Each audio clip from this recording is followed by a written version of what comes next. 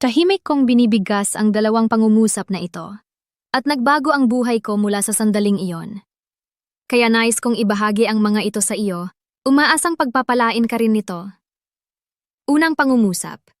Panginoon, gabayan mo ako sa tamang landas, kahit na hindi ko maintindihan ang iyong kalooban. Bigyan mo ako ng karunungan upang tanggapin ang hindi ko mababago.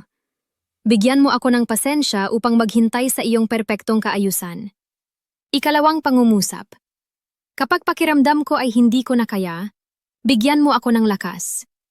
Kapag ako ay pagod na pagod, yakapin mo ako at ipaalala sa akin na ang iyong plano ay laging nakahihigit sa akin. Simula nang gawin ko ang mga panalangin ito, nagsimulang magbago ang buhay ko.